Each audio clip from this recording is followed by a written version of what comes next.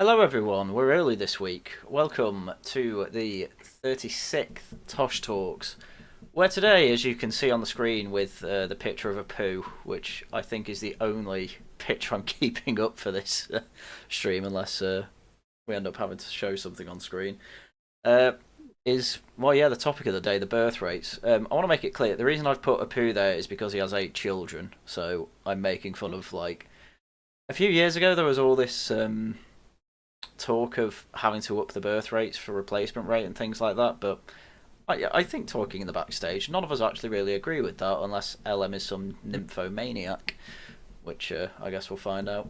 Um, so yes, I'll go through the panel. There's tax for everyone.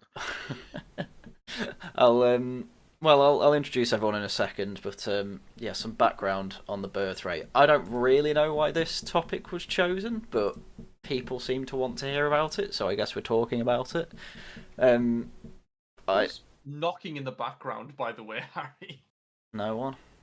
It sounded like there was like a banging from the background of your mic, but it's I don't think it was mine. I've lost my train of thought now. Zenn, this is why I said shut up. Yeah, birth rates have always been something that the right wing have talked about, especially more on the ethno right. A few years ago, they were talking about, oh, we're going to get replaced, birth rates. They seem to have moved away from it because it's there's still plenty. There's probably still plenty there. The thing I always ask them is how many kids they have, and 80% of the time they'll say none, and the 20% that say they do, I just move the conversation on quickly because the gotcha's over. But but even then, I've never been particularly convinced that the birth rate's all that important. The only reason we've really been able to handle it is immigration, but that's not the only way to handle it. Because if you want to replace people in jobs that you may need, say, a lot of it can just be replaced with automation. So that's, I guess, the way I go forward. Yeah, but who's going to really live in matter. all the houses that you want to build? I don't want to. Well, we are behind on houses for the natives, Jack. That is all I'm saying. Well, we wouldn't be if we started deporting people. How does that? What, you're deporting natives? No. I'm okay with that. Oh well, at least you've got the sense. Deport Liverpool to Ireland. Yeah, the Liverpool, they're all Irish. Yeah, but they're Anyway, Irish. I fear I've already derailed the stream. You have, so but I'll let you continue with your intro. I was expecting it. Well, to be honest, you butted in. So yes, here's Jack.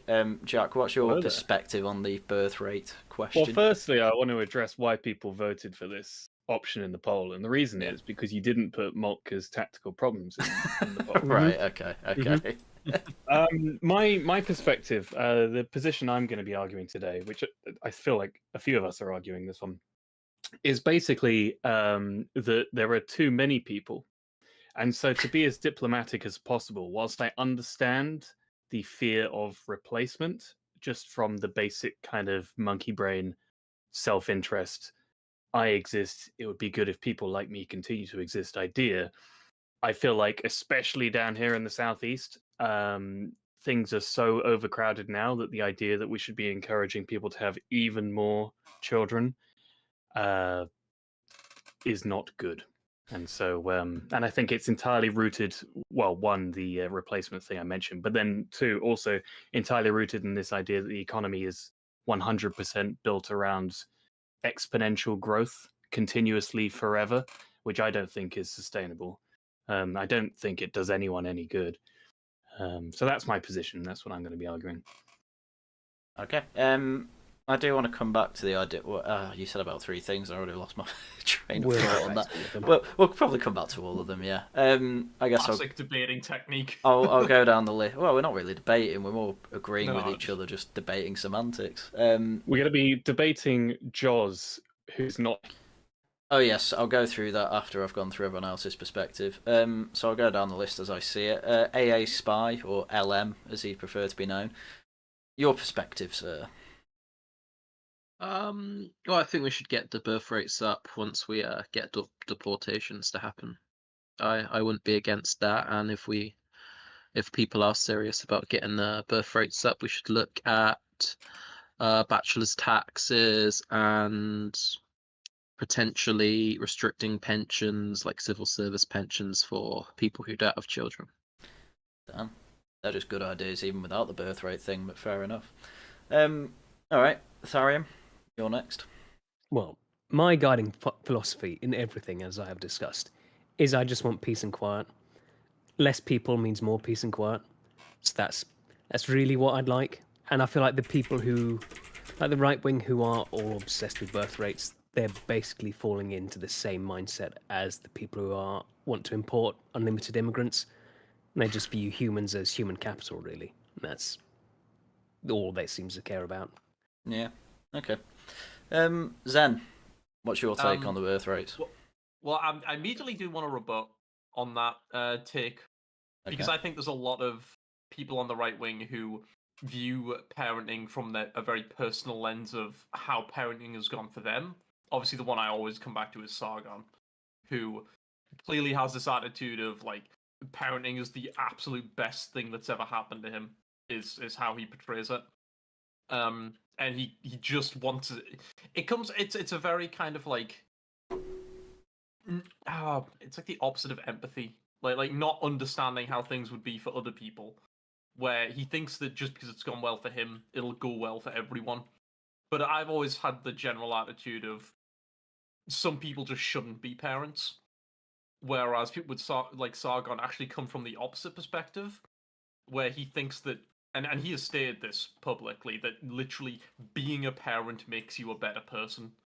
And essentially watching him like make these takes as, if anything, just pushed me in the opposite direction of being, if anything, far more radical of no, a lot of people really shouldn't be parents. I think just from a general realism perspective, but I agree with Jack's point, which is that, based peace and quiet, please. Well, I was gonna Thank you. Well, I was gonna come up with. It's something I don't like about the modern world in how anti-child it is. I don't want to be in a world that's anti-child. When I say that, I'm not anti-children, but I'm just opposed to people like Connor Tomlinson, who are just breed at all costs, keep breeding. Well, That's maybe we should. People have a problem with. Maybe we should clarify. That does sound like something Connor has said. Maybe we should clarify exactly kind of the wording that we're going to use here, because same as Tharium just mentioned, my position isn't completely anti-natal. Everyone needs to stop breeding. It is, I am against efforts to attempt to forcibly increase the birth rate. We've got to start breeding the Indians. I'm fine with just leaving things be. I like LM's idea though of taxing single people because they failed to find girlfriends. And then, of course, just taking away pensions in general would be nice. Yeah. Because that's like a big reason Blair decided to take in immigrants in the first place is because he was worried about the pensions. No, how's that gone? Not too good because they're not contributors. Well, in so general, it's still shit for the pensions. Yeah. So I actually, and I can't afford a house. Well, this is one thing I see a lot that goes around, which is let's just do financial encouragements for people to do these things that we want them to do, i.e. have kids or whatever. Which doesn't work.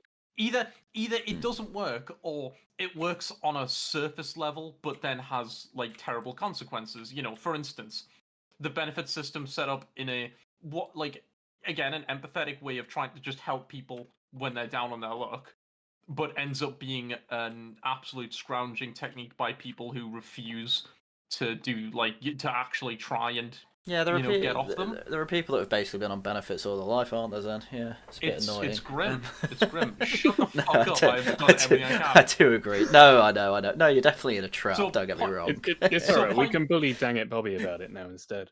Oh, that's true. Dude, literally, I'm hoping to be off them in about a month. So well done. I mean, genuinely. But the point I was trying to come back to is that people talk a lot about family values being fucked nowadays. Imagine people who literally only had kids because they get a tax write-off off of them kids. Those kids are not going to be raised well. They are going to be fucked in the head in numerous ways. It was a big thing. A few years ago, you just have all the chav girls who just get knocked up for benefit. I know nurses that worked on midwife wards, and they were just every other like 20-year-old in there would just be, not even 20 sometimes, would just be saying, "Oh, I'm doing it for the benefits." Just great. There is- there I'll is get a free someone- council house now. Yeah. There is someone in my extended family who has had something like,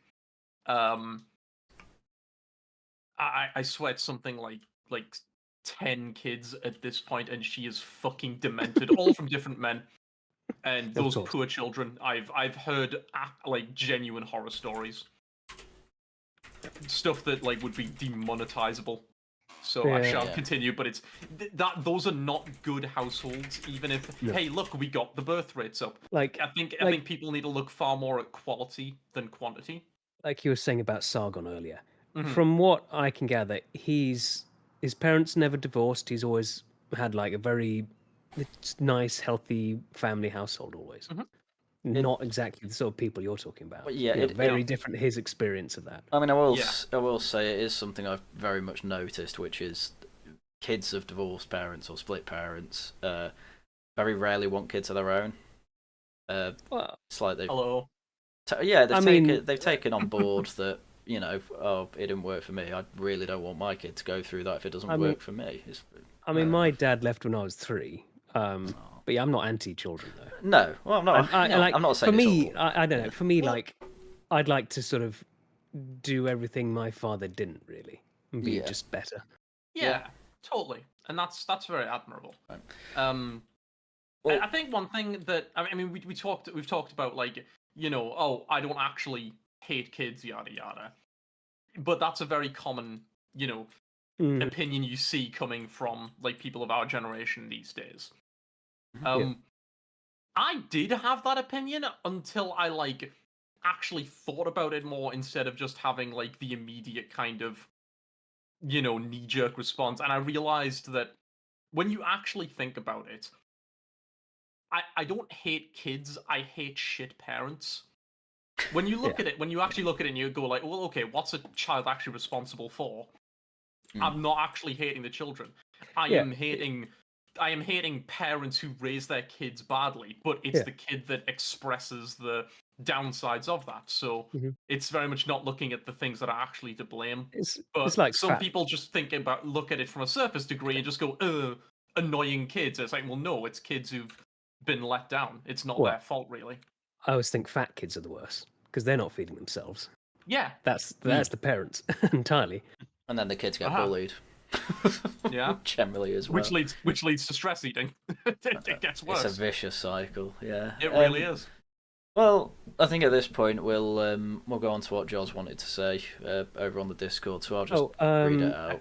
Yeah, on one point, finish on Right, Zenn's right. point about the incentives. Mhm. There has been countries that have tried it, like Hungary and stuff. Oh yeah. Like giving very generous payouts and tax breaks for having kids, and made no difference long I was run. about to ask, how did that it's go? it's a common thing all throughout history. I mean, the Romans used to do it as well. Mm. Of course But they did. I'm not convinced that kind of nudge theory, to give it a term, really works.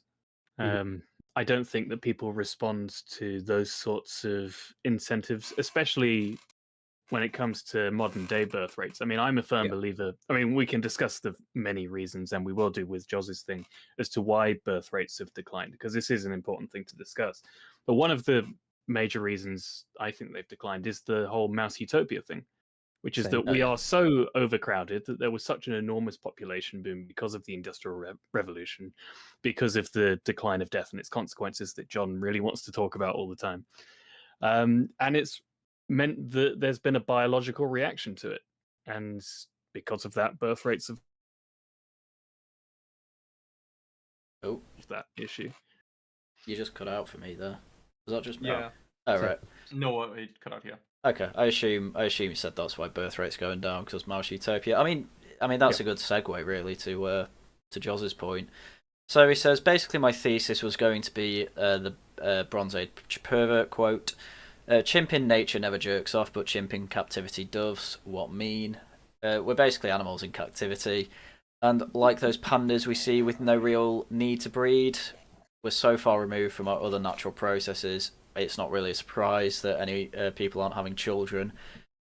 being pronatal is a stupid position as pro-eating, i.e., it should just be natural, but because we're so far removed from the rest of our instincts and environment where we evolved, yeah, we've moved to not having kids. Really, I mean, the thing is, would farming be seen as being removed from our hunter-gatherer days? I mean, In that's a way. gathering. Surely. No, in a way it is. Hmm. Because it's a very different sort of mindset. Yeah. It's a bit Mm. more planning, future forethought, and you're settled. You're not moving ever. That was the big change. Yeah. The farming led to cities and all that. I mean, there are enormous differences in all sorts of studies on individuals, both pre and post Neolithic, in absolutely everything, including their health and their biology and everything. So, especially if you look at stuff from 100 years ago, when you get that scientific thought, but they still had access to more primitive groups around the world that hadn't really come into contact with the modern world. Yeah. There's people like Weston A. Price. He was a dentist around that time. Went looking around all these different primitive peoples around the world, and all found like, oh yeah, this modern diet seems really bad for people, because you could compare them to basically the same genetic group from nearby who had sort of industrialized, or more or less. And the sort of food changed compared to the hunter-gatherers. And their teeth just went, I take it. Yeah, teeth, like you look at the teeth in the Vesuvius ruins and stuff. Yeah. These people, they had no sort of like modern dentistry, didn't brush anything, but they're great Down teeth. fluoride. No. No, they're really good conditioned teeth, all straight and that stuff. It's like, I don't know how much of the teeth is. Well, our jaws have shrunk, haven't they, over time? But we've still got the same amount of teeth, so I don't know how much of it's that. Because my teeth aren't that bad, but I did need braces when I was younger. But some of them are still a bit crooked. Yeah, I think that's mainly because food just used to be a lot tougher. I've got a thing here that I was writing on Substack ages ago, and I never publish in my drafts. So it says, I'll just read it out. It says, archaeological evidence of skeletal remains from humans during the transition to agriculture have shown decreased stature and robustness, with a reduction in average height and bone density, a sharp rise in cavities, tooth wear, and periodontal disease, an increase in conditions such as rickets, scurvy, and anemia, which reflect nutrient deficiencies, as an increased rate of zoonotic diseases and epidemics. Grains contain a low bioavailability of nutrients, instead containing anti-nutrients, such as phytates, which inhibit the absorption of minerals like iron. Proteins are generally less complete than animal proteins, lacking certain essential amino acids. Overall, grains have significant micronutrient gaps. By contrast, diets high in meat, milk, and fermented dairy provide complete proteins, healthy fats, and essential micronutrients in high bioavailability forms. Then there are the chronic diseases. Refined grain-heavy diets can lead to metabolic disorders such as diabetes, and can also be a large factor in insulin resistance and obesity. Lectins and gluten grains are thought to trigger inflammatory responses, potentially leading to autoimmune disorders. The higher rate of omega-6 fatty acids from vegetable oils and grains, and the lower rate of omega-3 rich diets, can lead to higher rates of inflammation. Comparing modern agricultural diets to societies such as the Mongols, Inuit, or Hadza show that they have lower rates of chronic disease, higher nutrient density, and better energy balance. Oh, so And vegans BTFO. I'd add to that that even comparing to like modern agriculture, modern grains compared to grains from 1,000 years ago, today are very different. All the stuff we grow, it's changed a lot. All of the old sort of strains of wheat and stuff, they've all died out. There's all this modern stuff, which is huge and way more sugar in it and stuff. Fruits are all like that. There's more sugar in grains. Mm-hmm. Oh. Compared to like 1,000 years ago. They're Oh, there they're, would be. they're entirely different strains of it now. Yeah, but it's doing that that's also allowed us to effectively feed more people with the same Yeah. farmland, so it's give me Yeah. take that. Well, this is what I was discussing on that Substack post. It was comparing basically. I was interested in this tendency in history for steppe tribes to repeatedly come out of Eurasia and Mhm. um, invade the kind of civilized Yeah. agrarian societies of Europe and the Middle East. Mm. And I started comparing the two different types of society. And this is one of the things. It's like it's a lot easier to sustain a population with agriculture. And then with a sustained Yeah. population, you can get an economy. With economies, you can get exponential technological growth. Yeah. But then on the other hand, you have the even though more people have access to food, the sort of foods that most people have access to are much lower quality, and so this feeds through across the populations, and people generally end up being weaker, and it creates this very interesting dynamic. The Chinese, the Mongols was a very noted difference with them because the Mm. Chinese were just rice basically. I'm, And they I'm were like- sorry, I'm obligated to do this. Weak. Feet. Nice. Yeah, and like the Chinese were just like a head shorter than the Mongols. I take it the Mongols just ate horses most of the time. Yeah, and they sort of lot fermented of horse milk was Eggs as common. well. They brought the goats. chickens with them. They wrestle Yeah. a lot. One of Mm. the things they'd do would they take the meat and they'd stick it under the saddle and they'd ride all day and that would tenderize it and they'd eat that. Yeah. Life hacks. Yeah, I mean sweaty horse as well, taste to it, but you Yeah. know, Well, horse sweat's mean- just grease, really, isn't it? It's- I mean, It's good enough not for too- people who go to Tesco, so you know. Oh, true enough. Yeah. So, anyway, Jaws goes on. The first world in general and Britain in particular resemble a human zoo more and more every day. It sort of goes back to what I was saying on the feminist stream. Like, do you think your male ancestors who didn't just die off would struggle to find a woman to have children with? Oh, no. And yeah, especially cities, they do resemble human zoos. I think that's why we all have quite a love of the countryside, which, as I said before, we actually need less land of to actually farm on, so we could put more houses there. But aside from that, I think that's... Joz also says, he doesn't say it in this particular part, but a lot of politics is just cities versus non-cities. not entirely. Um, You look at any like election map, Yeah. like anywhere in the West, it's that. I There's mean- the city areas and then the urban areas. Well- I mean the rural areas. And you go about, Civil War England was largely similar as well, where the big Mhm. cities were usually had more Protestant parliamentarians.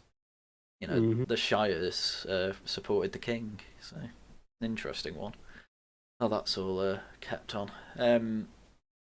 So One thing I think Australia's interesting because they've had a massive shift towards cities. I think 95% of their population live in cities now. where's that? Australia. Well, they don't. I mean, the I'll- whole Is island. it- I mean, the whole thing's whole a desert. place To is be a- fair. Yeah, desert Yeah, shithole, they're- but yeah. Yeah, like it's not even shithole; it's a hellscape. They've You managed. just can't live unless there's infrastructure. What's the place right in the middle called? Is it Alice Spring or Angel Spring? Can't remember, but Something like that. they Yeah, basically had to dredge all They- of the oasis water to this particular place. There's Yeah. even a golf course there, but it's this speck of green in this like 6,000-mile wide desert. Where There it's were full other of people- camels. I'm always just reminded of Internet Historian's video about like, look, we could fix this country up if you just made Yeah. a massive trench through the country. turn it into a to- water park. Yeah. Just give the entire place an aqueduct, essentially. Alice Springs, says Rebuttal.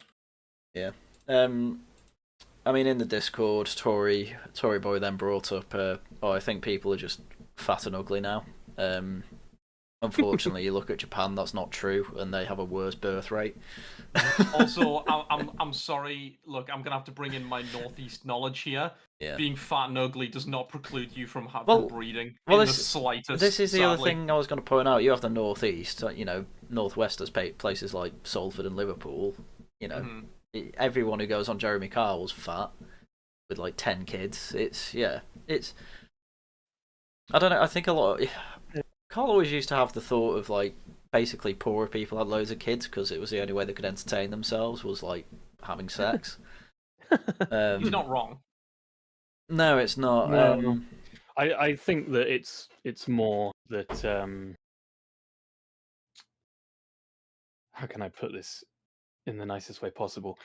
Generally speaking, you tend to find a correlation between, broadly speaking, IQ and earnings.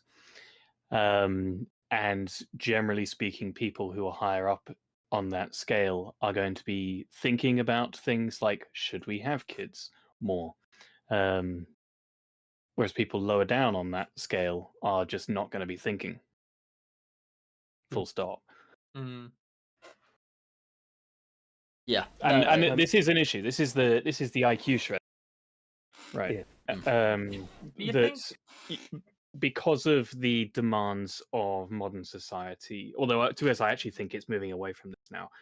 But there are a lot of people within our spheres who do push this. That one of the big issues with modern society is that the higher IQ, higher earning people are hypothetically working these mega hour jobs in cities with long commutes because it's not affordable to live in these cities. And so it means that they don't have any time to have or to raise children. And because of this, IQ is declining in society. I mean, I've not looked at the stats, but just thinking about it like theoretically, do you have a sort of inverse bell curve with it where the poor people have nothing to do, so they're having kids?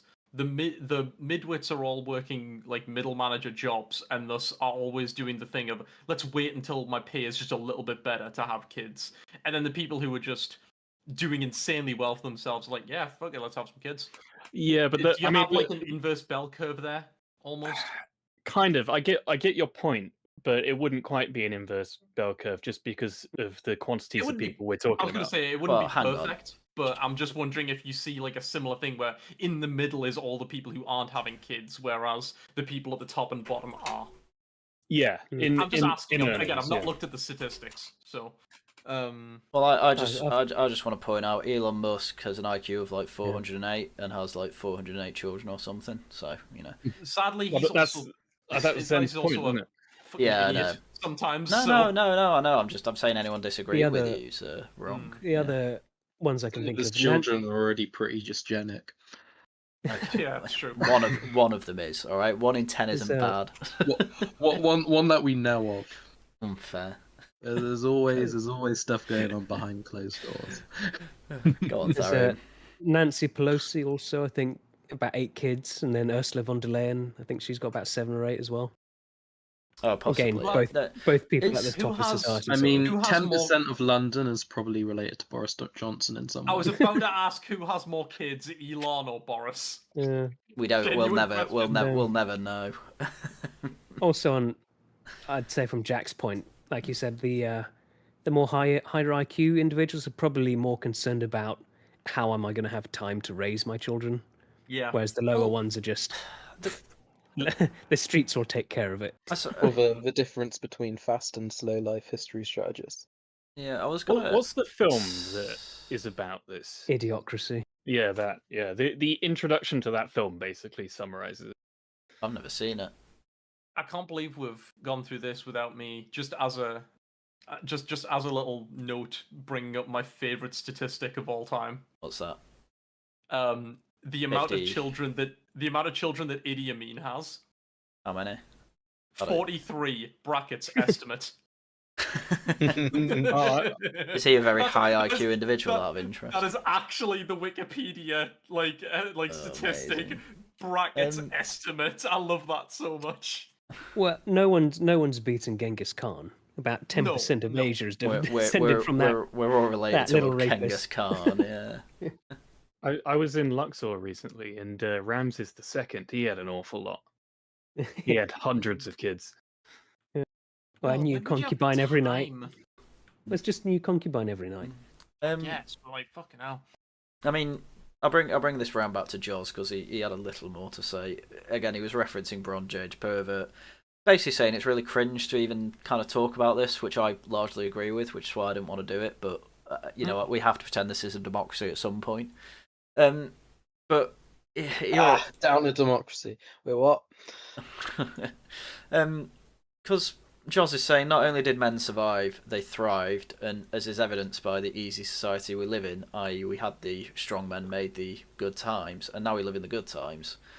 And basically, Bronze Age Berber calls us all gay. Ancient men conquered cities, put them to the sword and fire. Meanwhile, you go to a wine bar with the GF and enjoy tasteful banter. You are gay. If you are not literally ending another man's life, then you're gay.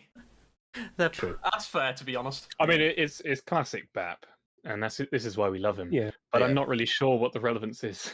No, Um, because they can make the claim of, we used to just be like a caveman, bonk lass on the head, drag her back to the cave, jobs are good. But it's like, well, I think it's more saying Alexander the Great, who, Yeah, but he cavemen- was like very highly likely gay.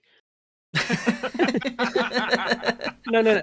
That's just Greek. That's just Greek, Jack. Yeah. Yeah, I Look, shouldn't have it's picked not a Greek gay if example. they're topping. Okay, it's fine. No, yeah, but he's Greek, so the Greeks are like the bottoms and the Romans are the top. So it's of Roman course. gay, which is top, Roman gay's top, Greek gay's bottom. Yeah, but Because it was seen as I'm learning shameful so in much Roman tonight. society to bottom, so that's why they made a big empire so they could like top everybody else. Match None made of in the heaven. none of the normal Roman citizens could like bottom, so that's why they Hang on. invaded everywhere. yeah, I just So go the on. Romans did though go and just steal all their women. Yeah.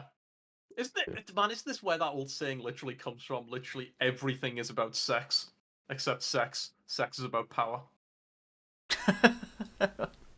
Well, then you can say everything's not- derived, have you not heard everything's that about phrase? power. Yeah, I've heard I it. think I have, yeah.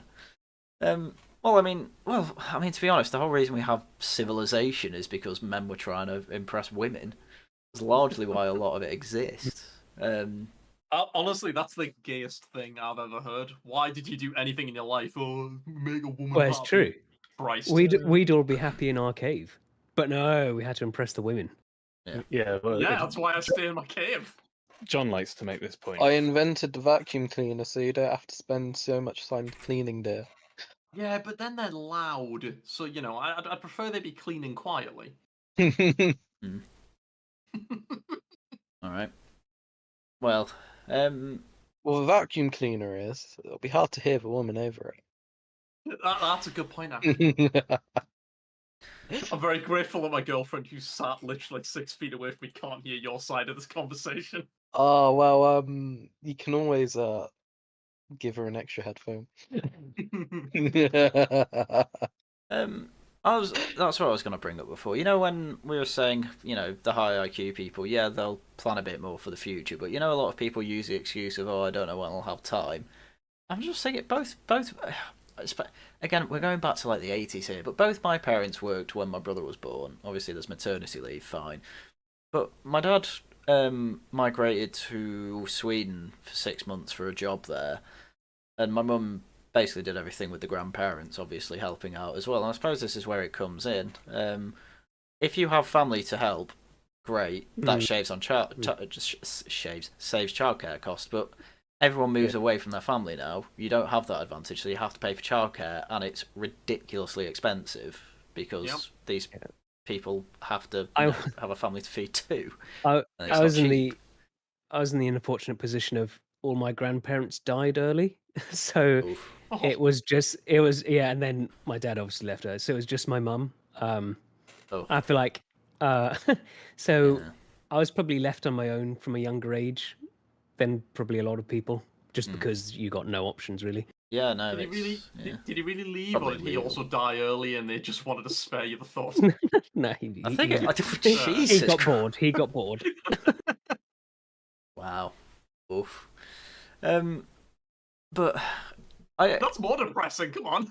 yeah, I know it is. Yeah, that's why I'm trying to think of how to move on, but I'm too depressed to think now. Thanks, then.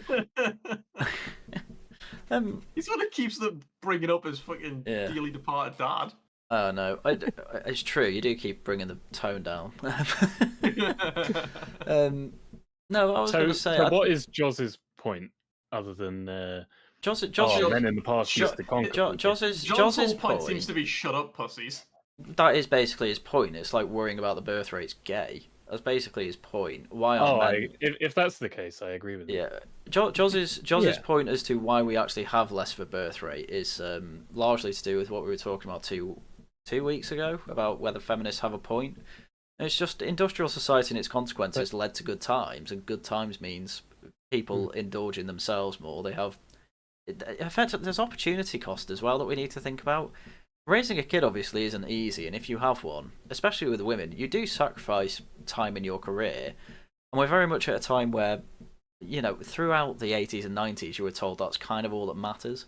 Like, a lot of your worth is in how much money you can bring in, which seems to be on its way out now. Yeah, that's definitely on its way. Oh, Gen Z do not care about... No. Because all those opportunities have disappeared, they're either moving abroad to have the same job they have here for more money, or the ridiculous people moving massively up in the world. They're mostly like grifting on TikTok or something like that. People don't care about jobs anymore, which isn't good. I've always thought that... I've always viewed this very strangely because I don't know. I was brought up on a lot. I'm sure we were all brought up on a lot of 90s movies. The one that always comes to mind is Jingle All the Way, where the whole attitude of the movie is, how dare you be off working a job that pays very well and gives us a wonderful life? I'm look at the way these people always live in these movies. It's someone's got to work bloody hard to provide that. I wish I could do that. I wish I could provide that for a family. I can't. I can't imagine being Not an with arse that about attitude.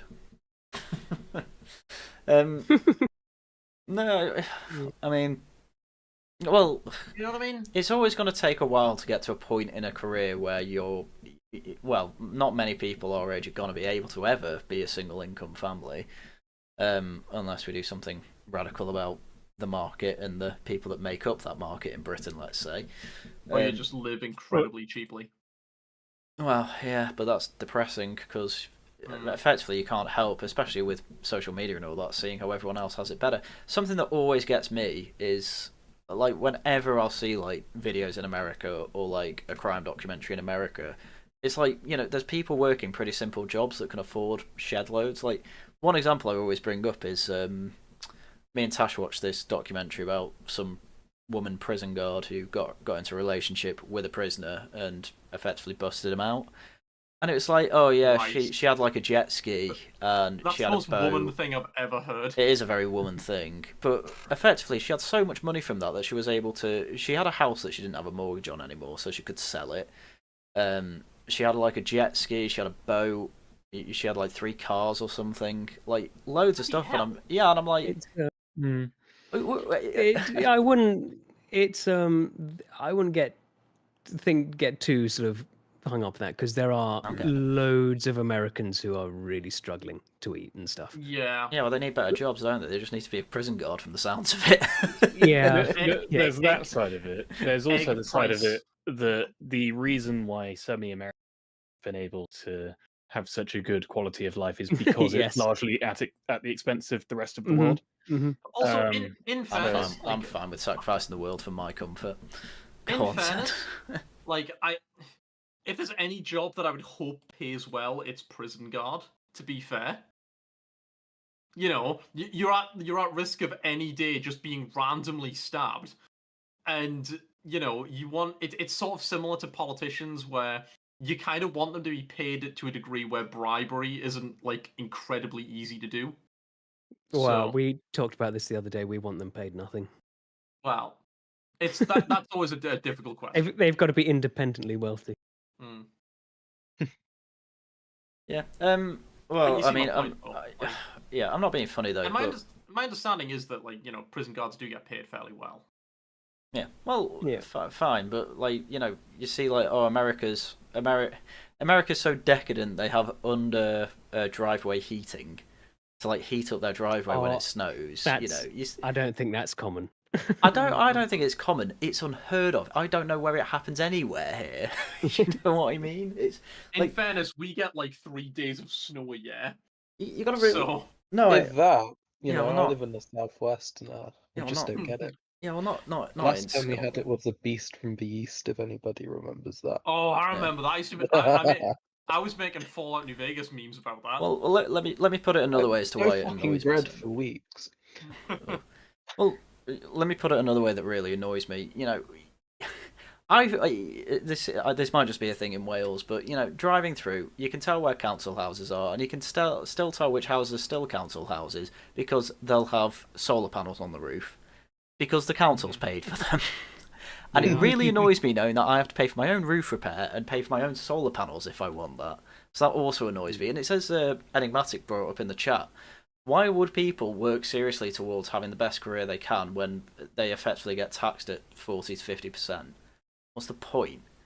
It is ridiculous. What's the point of working that hard just to work Thursday, Friday for the government? People don't want to do it, especially when they don't feel like that money's being given back to them in any meaningful way. NHS sucks. Roads have potholes everywhere. Yeah.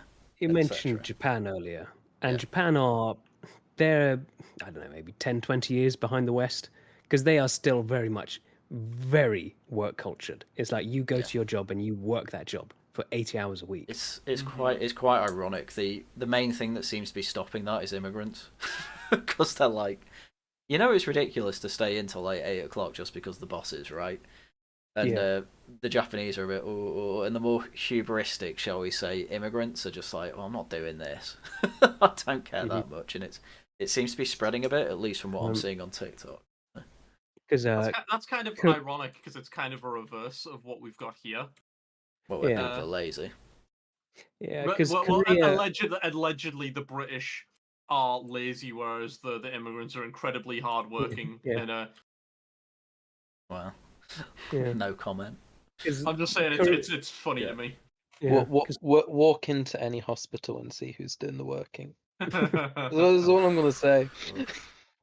I'd rather just not walk into a hospital, to be fair. Because Korea and Japan are the lowest birth rate countries in the world, I think. Yeah. Oh, South Korea's got a very strange. South Korea's young men are bigoted towards pregnant women. What? I mean that unironically. Yeah. Wait, hang on. Toward or against? Again, either. Like, they don't like pregnant women. Well, it's all women, really. It is all women, but especially pregnant women as well. They you're gonna have to explain this. Okay, so Korea it's got the same sort of like real work obsession that Japan has, and the women there seem to have really taken it to heart and just become totally focused on their careers. So there's like, and they're just not interested in men at all, which has caused a lot of the men to just really hate it. And in response, they've sort of gone. A lot of Korean women have gone ultra feminist, like just total man genocide. Oh yeah, basically. didn't South Korea get like taken over by like the feminist party essentially? Yeah, and there was I heard a little bit about that. I don't. Oddly enough, not talked about enough. I don't know and how. Then the men hit back, and so now there's sort of. I think the men are in control, and like. The we're so back. The young men see like priority seating on public transport for pregnant women, and they will sit on it and manspread deliberately and like put it on TikTok. That's a bit grim. Yeah, it's become a real gender war there, which is really unhealthy for their society. It's the thing. I don't know if it's a bit chicken and egg though. Like I don't. The men definitely see women as subhuman. I think no matter what, that's a shitty move. That's the thing. Yeah, of course it is. But they don't care. They feel like they've been hard done by, and it's what do you do about that? I'm not really sure because South Korea kind of didn't have a choice but to be nothing but cities just because of how small it is. It's not as bad as like Singapore or anything, but even they. I mean, I don't know how bad their birth rate issue is, but Singapore. Yeah. Singapore is the prime example of the IQ shredders. Like that's the one that everyone cites. So I assume that it's not great. Yeah. But Singapore isn't like their whole country. Every aspect of their economy is built around people being able to freely move in and out of the country with ease. So I don't think it bothers them. Right. Well, they have the most powerful passport in the world. It's very easy to go in and out, and it's because of where it is situated. It's in the Strait of Malacca, so they want as much trade going through their city as possible. I think also, like, if there's one country in the world that wouldn't care about immigrants coming in and out, it's Singapore. I think also being just the fact it's a city-state in the modern era doesn't have the same sort of. It's just not a real nation like proper countries are.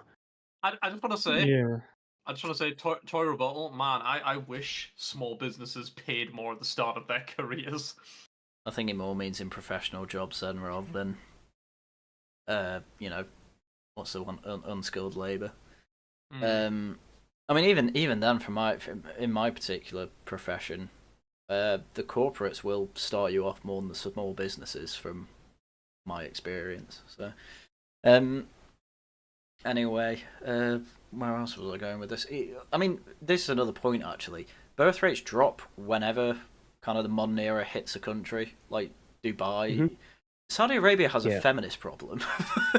it's just a natural progression of civilization, Yeah. I suppose. Because we've the not declining evolved birth rates, it is entirely global. Like Yeah. some countries have higher birth rates, but they are still declining everywhere. Yeah, we've clearly had an industrial revolution, and everywhere seems to be trying the same experiment with it. I think largely because everyone thinks exponential growth, that's what you have to have, otherwise you die. And I just don't think that's necessarily the case, because you end up killing yourself if, everywhere Well, in the I West don't it's think being that's. believed.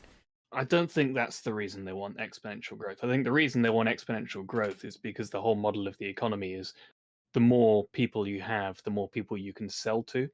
Right. GDP And- line go up. It is Well- the GDP line go up, and that's why they Sure. want to flood the country with immigrants as well. It's exactly that. Well, It's more people to absorb the cost of living crisis. It's more people to pay into pensions. It's more people to consume unlimited products.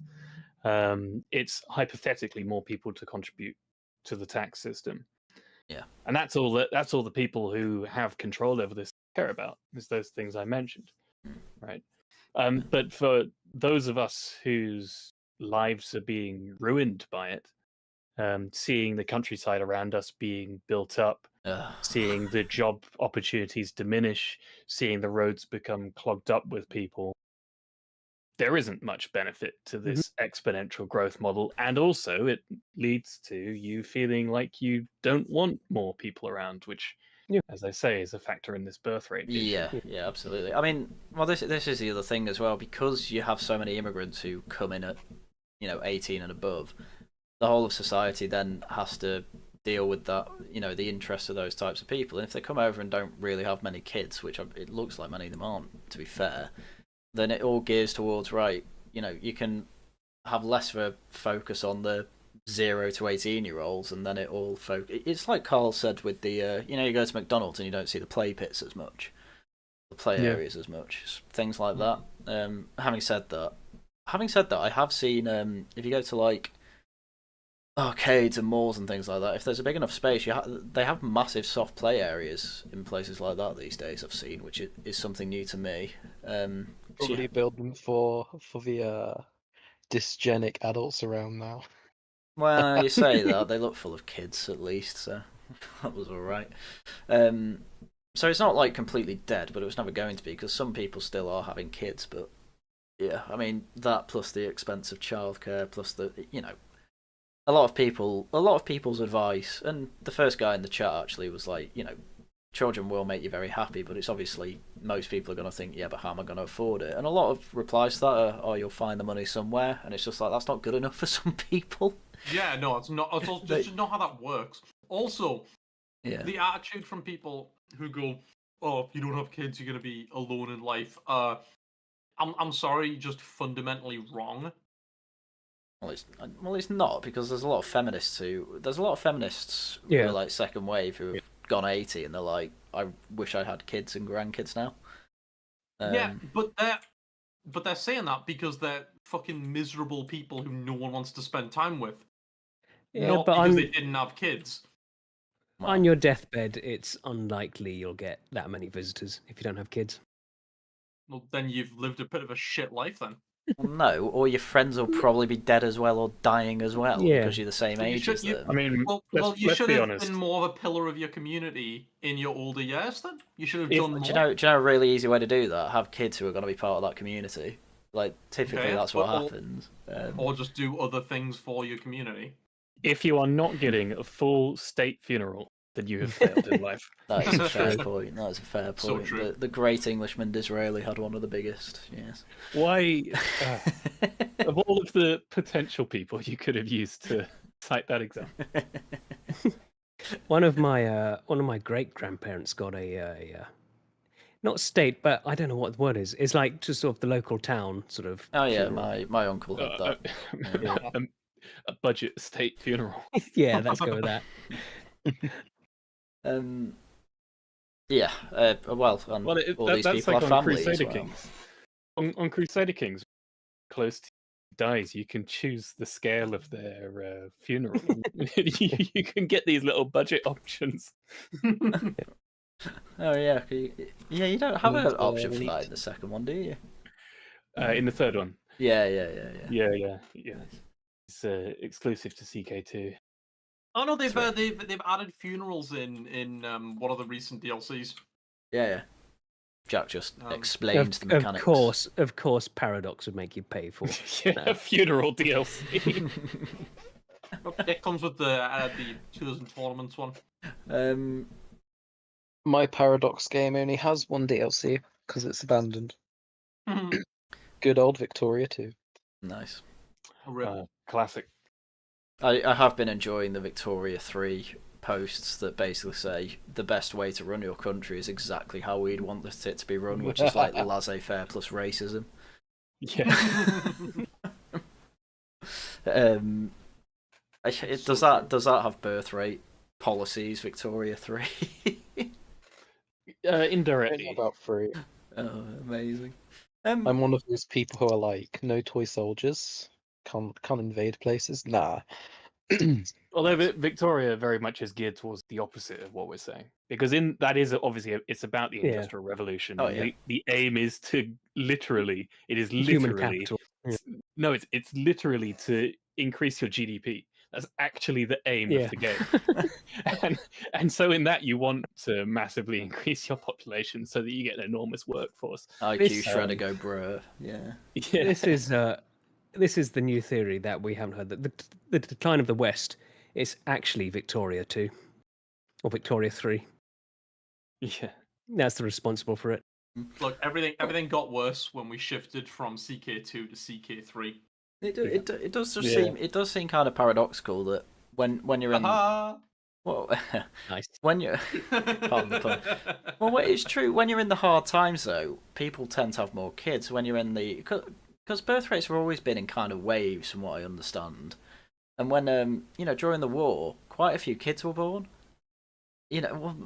Baby boomers. Well, yeah, as I said at the start, I think it's just a subconscious mouse utopia thing. I think Yeah. people, Yeah. without realizing it, realize when there just isn't enough space. And Yeah, I It- came to that as well. Yeah. yeah, And the and like instinct just in the goes, Dark yeah. Ages, in the medieval Dark Ages after the fall of Rome, when suddenly there was a lot more land for people, and people went back to more agrarian societies. They were having more kids because there was the space, and I would assume that there was a subconscious Well, they probably element needed to that. they probably needed the Yeah. hands to work as well. I mean, it's the meme, Yeah. isn't it? Like Irish families are absolutely massive. It's because they're all farmers over there, largely. Well, they're also still pre-potato blight levels of population. Yeah, well, I mean, well, I'm just I think- thinking. So I think go on. I was going to say, people I think really underestimate how much our sort of subconscious instincts really still affect things. Yeah, Yeah. yeah. And I And think I mean, go on. sorry, go on, Harry. Well, I was And- just gonna say. Well, No, Tharium, my Yeah, and I- turn. No, I forgot what I was gonna say. To be fair, yeah, go on. and it's my point was because like evolution's very slow. Like we mentioned about hunter gatherers earlier. That's still sort of what we're really geared to. Our minds. We haven't fully adjusted to all the modern stuff, and I think Yeah. that's sort of Well, I don't know. We're probably more adept at being farmers than we are hunter gatherers at this point. Because how long have we had maybe, but farming societies? Probably 10,000 years ish. Not very good but farming like society. but that's sort of like the point. Like Yeah. like with the mass utopia stuff, Hmm. there's no problem with our current population numbers. They're perfectly sustainable thanks to modern technology. But we don't feel healthy living We like feel this. crowded. Yeah. Oh yeah, especially in cities. Yeah, I can understand it. I mean, well, this is the thing. Like, automation should have been what we went for instead of mass immigration, but Yeah, obviously, You know, I but wonder. I mean, I'd have to look Go at up. graphs and see how like population growth is like urban compared to rural. But I well, wonder there's a if lot more people in urban. yeah, but Hmm. like I mean like percentage wise. But as you say, like people feel cramped and all that, and but I wonder if there's a degree to which like the internet plays a part in that as well. Like because we're all so like Mhm. interconnected, people Yeah. even if they have lots of space around them, feel like cramped and like there's a lot going around them because they're seeing Yeah. like all of the Yeah. internet goings on, and thus like that. Like From a grim like perspective, it might be that a lot of people had kids because they just wanted more people around them to chat with, and thus now that we have the internet, that's not so much of a need Yeah, that people although need to fulfill. they say that people feel as lonely as ever these days, oh partly yeah. because of the internet. So Yeah, I don't know. but I that think we've got a but pretty but good it's not. community here. But it's It- not the kind of one that is fixed by because I mean there's different kinds of loneliness, being literally alone and feeling alone despite how many people are around you. If you're literally alone, then yeah, you'd have kids to get rid. But if you just feel disconnected from the people around you, Prob- you wouldn't think yeah. just having more people would fix that. That's much more of a Probably societal problem. also what you're saying about the internet being more people around you. It's also a lot more arseholes.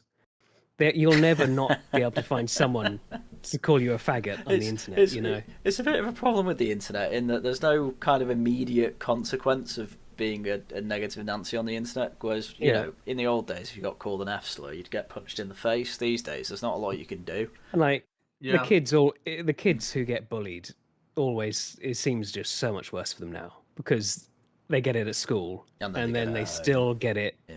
online at home. Don't give your children phones. I mean, Yeah. Yeah. here's the That's thing. good People advice, yeah. people said I that didn't when get I one was until like 16, Neither and did I I. turned out great. kids these days, they wouldn't last in the Call of Duty lobbies. I Well, I was about to still. say, like, I mean, I was fear-mongered about that by teachers and parents when I was a kid. Like, oh, people are gonna Well- cyberbully you, and I was like, no, I- I get bullied way more in person You have than I do no online, idea what guys. I am capable of. Yeah, The other idea Yeah. I have is that our generation is the only one that can cope with the internet. Yeah, Maybe. absolutely. Yeah, Maybe. like the boomers, they don't get it, and then the zoomers, the young kids these days, the They would drop younger in with you zoomers, hard. The they're Gen they're Alpha. too soft. Yeah, they're too soft. So it's Are basically you, just are, us. you, are you saying we're the Goldilocks of Yeah. Yeah, of the internet. we're the Goldilocks We- where we had the Modern Warfare 2 lobbies. Modern Yeah. Warfare 2 lobbies are always Yeah. cited as like one, they're really Mhm. fun, but people can't. People are like shocked when I hear the most basic insults on like people have told each other to KYS on the new Call of Duties, Yeah. and then not long later you Banned. see they left banned, and I'm like, oh. I That's really- actually got banned from my EA account, which is a running joke in my community because of how much I will not let it go because I was Yeah. calling people retards in Apex. Yeah, Zen. this is the ridiculous thing. It's no wonder everyone's so thin-skinned. Can't even handle Yeah. a randomer on the internet insulting you. Come But on. this is the thing, and it's because Yeah. the admins, the actual company started muscling in and stopping people from doing this. And I mean, this was what toughened you up, was yeah. having to hear all this and being like, you got to deal with it, and you did. I still remember the first time I ever got insulted online. I was playing Star Wars Battlefront 2 on the PC, Oh, and it was hero mode on Moss Isley, and some Bless guy on my team was playing Anakin. I think I played Obi-Wan, and he just kept team killing me. And I was 12 and I just didn't understand why. I'm like, why do you keep killing me? Don't you want to have fun? And he's just like, oh, you're a motherfucker. He just said that over and over and over. I was like, this is really weird. I remember telling my dad, and my dad was like, don't tell your mum. You can keep playing it, just don't interact with people. I thought you were gonna say I picked Han Solo and I got told to KYS.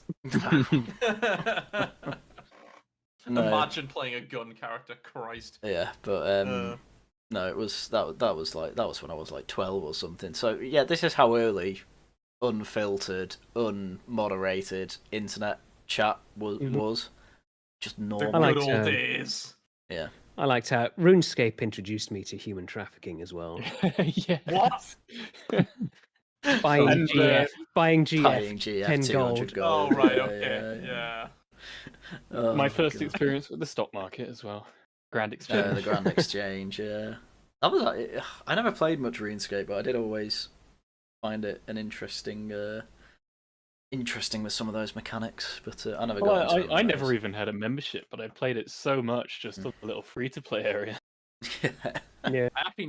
I never played RuneScape. My equivalent of that age was Club Penguin. Oh, Club Penguin, Oh. the classic. That was another Let's another classic that I don't think that was moderated when it first came out, and then obviously quite it- quickly they had to. I think it was. Yeah, it It was- was.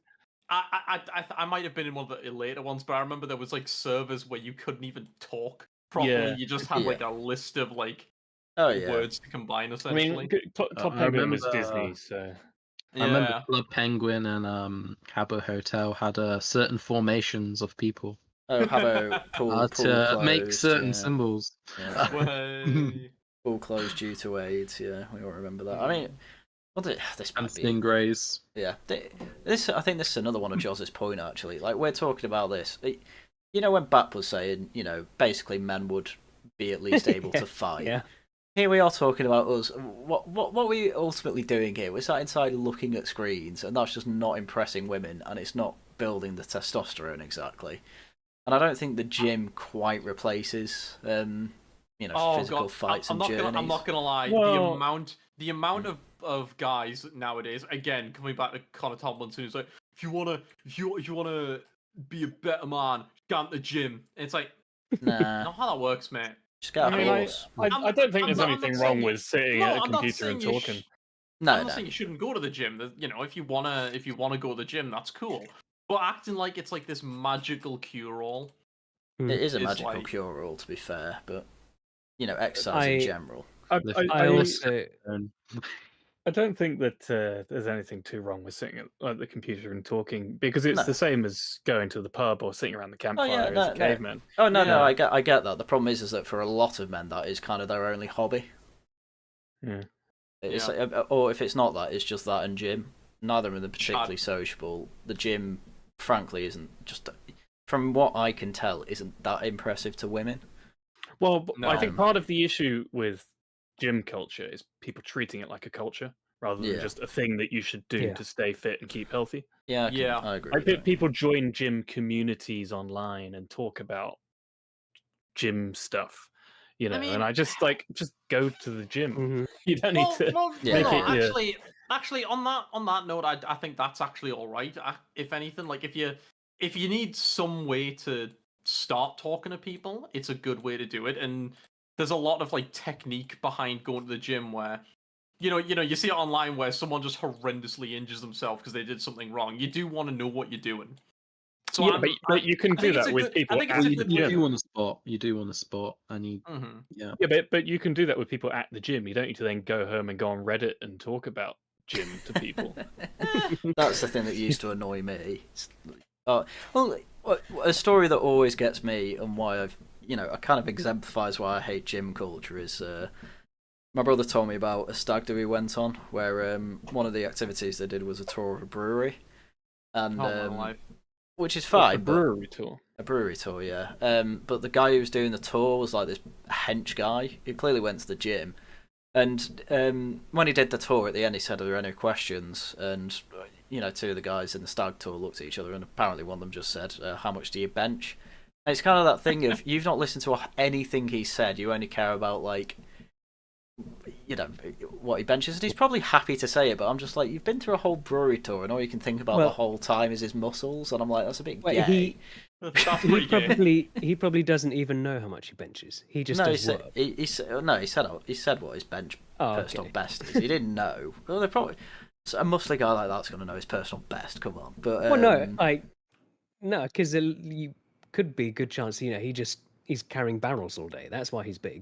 No, it's not gay gym. Maybe, but that'll be pretty cool. He did. I wonder if he looked like Achilles from Troy 2004. I've seen Troy 2004. Yeah, I have no idea what you're on about. Oh, it's an inside joke. Oh, okay. Jeez. But yeah, I mean, yeah, as I say, you don't have to go to the gym, but you certainly should do some sort of exercise. Lord Moss has brought up combat sports. Yes, I have. Yeah. Oh, that's you. That's you, right? Yeah. Right. Yeah, makes sense. Go on. Insult him. Call him gay. You get people who go and do like jujitsu, and they think that's like a substitute for like being a warrior. Jujitsu. No, it isn't. It isn't a. But but it isn't. Like you get people like that though, right? You do. I've met those guys. Like there's that Charlie Downs lad who was on the Lotus Eaters a few times. Oh, right. Oh, yeah. And he did jujitsu, and like I remember him one time saying, "Oh, it's great. There's nothing like facing some guy who's trying to kill you. Nobody's trying to fucking kill you in your jujitsu club." Let's be real. And it's just this overinflated sense that some of these people have doing it. It's just. I had a karate for years. I was always well aware, like, it's not going to be useful in an actual fight to the death. It's not useful. Yeah. I mean, I've told the story before, but there was a time where I wasn't doing my my shouts well enough, so the instructor basically had us all, do a free-form kind of freestyle fight. And every time anyone did it, no karate was involved. It was mostly wrestling. Yeah. That's one of those gyms. It was only ever done once, but it was just to make the point of, like, you got to kind of LARP that you're fighting for your life. Like, that's what instructors want to see, and when the Japanese come over, it's what they'll want to see. So, like, I'm sorry, I need point. I need you to explain this. Your shouts. Yeah, kiais. I'm sorry, all I can think of is like all of you doing fucking Skyrim, like shouts at each other. That's all I can picture. Oh, what a terrible game. Funny as out. Oh god. Don't even go there. Hey. Skyrim gives me the experience of building a house that I will never have in real life, okay? Don't knock it. You will do if you end up owning that shop. But to bring this back to the point, I like, as much as I was willing to bash those guys who go on Reddit and talk about the gym stuff rather than just going to the gym, I don't think this really is a major factor in it's not. Decline. No. We've just gone on a tangent. I just want to have a go at gym guys because I hate them. I am bigoted towards gym guys, but it is going to the gym is fine. I mean, and good even. There are a million different reasons for birth rate decline. I think larger factors are women choosing to pursue careers, everyone choosing to go to university, which means people aren't leaving education until they're in their mid to late 20s, and all that sort of stuff. But as I say, ultimately, I just think it's a utopia. Yeah, which then leads to the point that I actually think we need a population decline, ideally. I've been saying Jack, we need a don't population say decline for like 2 decades. Right, so I don't want to steal John's point of discussion because I know that he wants to talk about it, the decline of death and its consequences. But obviously, history is cyclical, and you get these waves of things. One of the issues with the Industrial Revolution is that it broke a lot of the kind of self-correcting. So I like to think of it in terms of tendency towards equilibrium because I'm, just viewing it through an economics lens. But the idea is that there's self-correction in society, and you see these kind of rises and falls of of population as a sort of natural correction, and you get devastating wars and disease. Obviously, they're man-made, but they come along and they quite nicely, to put this in perhaps quite a callous way, they clear up space, and it allows things to kind of restart again, and then society prospers once again. I mean, we saw it with the Dark Ages. We saw it with the 30 Years' War, as I know that you were keen to discuss in our antiquity stream, Harrion. After that, it led to the Age of Absolutism, but then with that, the Enlightenment and the kind of global expansion and everything. The Industrial Revolution has come along, and because of advancements in modern medicine and the easier capacity for people to get things like food at any time of day, thanks to things like fridges and freezers and canned food and such, people aren't dying as much. We no longer have issues with plague because of the scale of the wars of the 20th century. War isn't really a major thing at the moment either. And so Also, we've just people got I was just gonna say to add on that, and people get living so fucking old nowadays. people are living old as well because of all the advancements of medicine and stuff. And so people aren't dying. And so things are, we talk about how globally there is this issue with birth rates falling.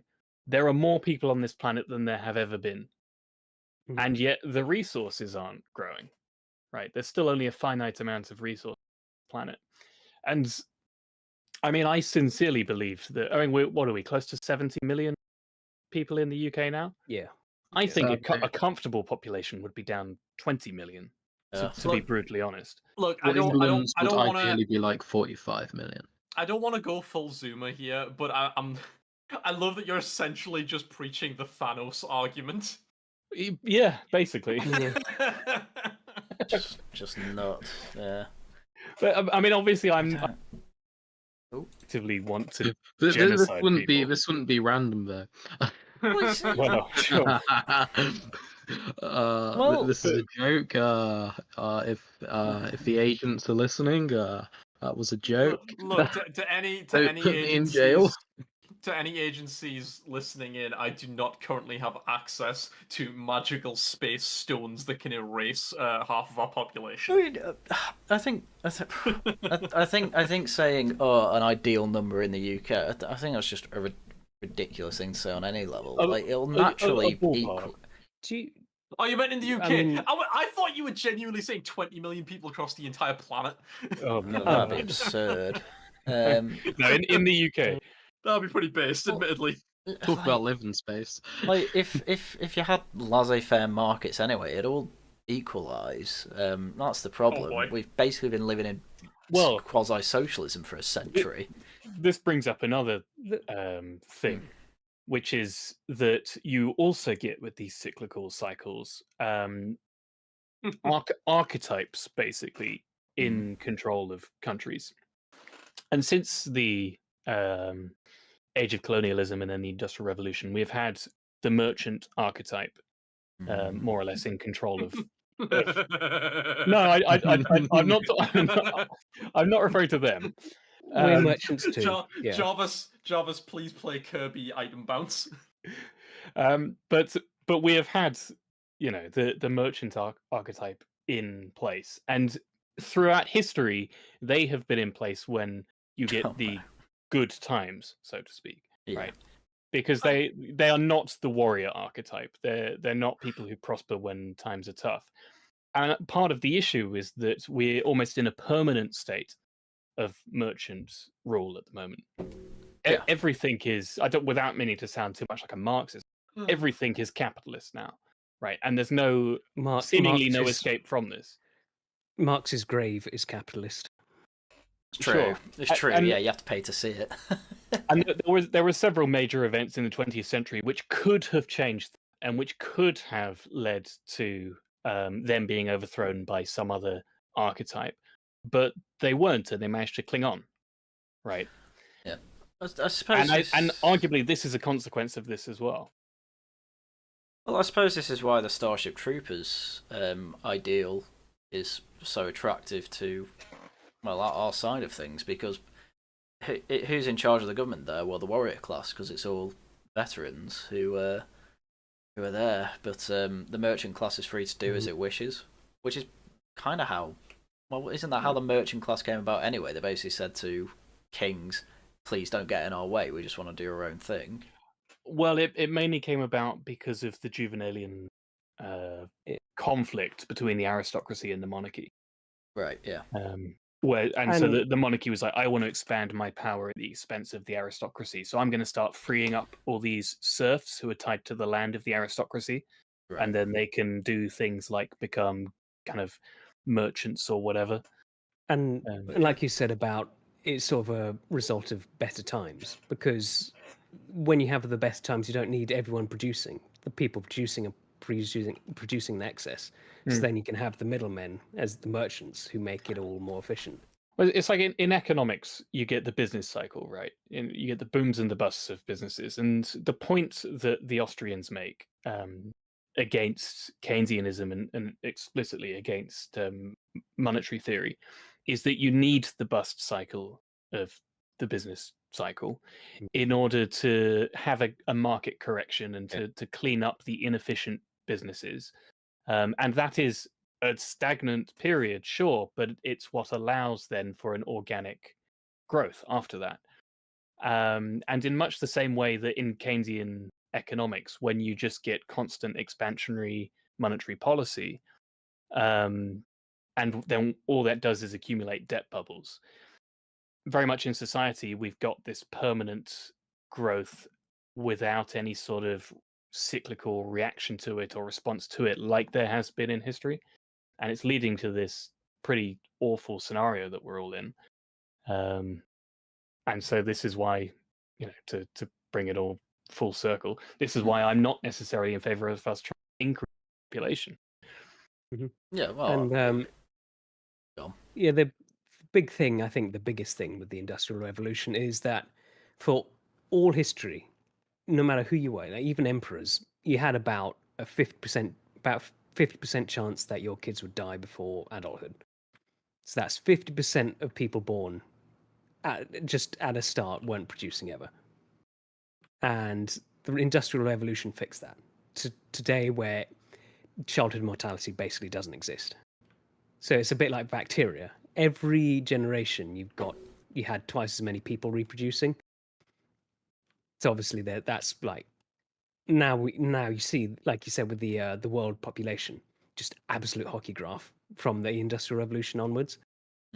Yeah, we obviously we're not adapted to that, but I suppose evolution. Well, that's what I mean. Always occurs through disasters like this. A disaster of low mortality. It's not a disaster through change in circumstance. Yeah. Our subconscious is sort of going back to sort of, okay, there's a bit too many people. We don't need to breed so much. Yeah. And I suppose a lot of that is a reaction to what you see as well. I mean, I'm kind of wondering, do you reckon the the people who aren't particularly engaged in news and all that, do you reckon they're typically having more kids because they're not seeing what we're seeing of like millions of people coming in every year and what have you? No, it's everywhere. Like we mentioned about like the earlier, we're talking about the people on benefits not having more kids, but even that seems to be drying up these days. Like just across all levels, they're having less kids. Oh yeah, no, there will be naturally, I suppose. No, I suppose you're right there. Sarah for £5. Great stream, lad. Strongly disagree about the severity of this, but glad to hear your points. Thank you very much, Sarah. Like I wouldn't be surprised, because something that a lot of these people talk about is sperm counts. I wouldn't be surprised if they are higher in rural communities. Oh yeah, almost. Well, do rural communities exist anymore? Yes. Yeah. Well, okay. I know what you mean. I mean, compared to like inner London, yeah. I just wanted to say, slightly related to Sarah's super chat there, which is I don't think we deliberately waited this to be all of us agreeing. Like, this just kind of happened. We've sort of been talking about this stuff for a while, really, on and off. Well, Yeah, it's- it's not a new topic. I want it to go up once we get rid of certain people. Well, But like, No. Basically, once there has been a correction, you're happy for well, when you get, for nature to take its course. well, I suppose, Yeah, well, it'll still be like less of a population than we are now, probably. And I'm not against to the excess of our population going to places like Canada or Australia, New Zealand. well, this is the thing. Well, it's a massive thing. I keep saying. One of the biggest disasters that we have in this country at the moment is that basically everyone under 40 wants to move out of the country. And nobody wants to address that because it's embarrassing for any politician to admit that, yeah, that's a problem we have. We've literally made it pointless to live here. I think a better way to put it would be that people of that age bracket feel they have no choice but to leave the country. Yeah. Oh yeah. Well, because of the conditions of our economy. How much more do doctors get in Australia, and how cheaper is their cost of living there? Well, Like, yeah. same with engineers and Yeah. I mean, it's a problem we have. Like, you know, okay, you don't get all the workers' benefits you'd get over in America, but you would in Australia, and you still earn more in most professions there than you would in England, or Yeah. Scotland, or Wales. It's just, yeah, no choice is probably a better way to put it. Because what are people working toward here in Britain? They couldn't say. They couldn't say what they actually like about the country. Really, what I like's all historical. That'll all exist even if I move. So even with me, it's not the worst thing if I move. they'd probably say the NHS, A but lot they of them don't do. really believe it. But A they lot- don't really believe it. That's what I you mean. know. It's like, well, that's what I mean. Like They just say it. Yeah. Yeah. They say it because it makes them feel good, because it's like, oh, I love it. This is my charity work. You know, my taxes go towards that. It's the worst healthcare system one of the worst healthcare systems in Europe. It's like, of course you don't want kids. Why do you want kids in a country where all that matters is working as a cog in the machine just to pay for a healthcare system that everyone agrees sucks? What a national myth. Whilst things get continuously worse. Yeah, exactly. And Right. nobody's fixing it apart from reform, vote reform. Yeah. Go on, LM. Yeah, they like. Yeah, go on. Yeah, fuck you, Tharium. Go on, LM. My old biology teacher was praising the fact that the NHS was so efficient that I only had to miss 6 months of school once. Wow. Hell. Look at that. Yeah, Amazing. you know, I mean, I just checked on my Facebook the other day, and you know, there was someone there saying, "Oh, I don't think it's something that we appreciate enough, but I like a quadruple bypass on the NHS, and it was great." And it's like, yeah, but this is kind of just standard for all Western countries. Yeah. Like Nowhere else in the world can you get a that. functional healthcare system is just a result of a country functioning. Like, People wouldn't have to wait so long for the NHS if we had fewer people. that's also true, yeah. Yeah. Oh, well, but, if you which is look more at the foreign dollars. demographics behind the NHS as well. oh, but Which is my point. It's like almost every part of our standard of living would be improved if the population went down, not up. what about Deliveroo Fewer- drivers? We'd have no Deliveroo drivers if we didn't have immigrants. Think about that, Jack. You'd have to Oh, no. drive to your takeaway. To be fair, I have to do that anyway because They'll Yeah, just I get know, that, I know. and then they'll be paid more. in the middle of nowhere. It- Well, this is the thing: is I mentioned this the other day. It's after the Black Death, the consequence of that was that there was a shortage of labor, and so the value of labor increased. yeah. You know, there's a scarcity, and so the price of that thing, which is labor, goes up, and so your average peasants and things were able to negotiate their way out of serfdom. Like Very nice. right. and so you know it can be good for us as the labor to go up in value. Oh yeah, no. Well, why did they have the peasants revolt? Because their value went up and they weren't paid enough. But this is the thing. Like, we're not rising up because, well, our worth is down because it's been pushed down by mass immigration. Simple as. I think I will wrap up soon with this though. So I think we'll get to concluding thoughts now. But I think we've pretty much gone through There's the major topics. another point that I've heard Yeah, some go on. people make is they're sort of like worried that we're going to go extinct if we don't breed like Indians. which is just not going to happen. You know, there's like 40 to 45 million. There are more British actual- people in the country than ever before. Now, hold on. There's about 40 to 45 million actual like native British people. Yeah, no, and that does not did. include people like Yes, Mizzy. yes, by the way. okay. I did just mean you know, native. Yes, English And language. sure, fun. I mean, even though we are a bit top heavy in the age distribution, like Ooh. we are not nearly, we're not going extinct. It's just Yeah, not. hang on. So it's not a concern. Sarah's just sent 2 quid. Should we not encourage the nuclear family then? We should only encourage the nuclear family. It's just Yeah. we are encouraging. You know, we are encouraging one or people two to have kids is- kids. Yeah, it's just 1 or 2 kids is fine. It's the people who sort of think that we need to start breeding to reverse like decades of like declining birth rate. the Just Irish stupid. the Irish family is not the nuclear family, which is what some people say. We're Yeah. not saying don't have kids. We're saying here's an awful lot of fairly good reasons people don't feel like they want to have kids.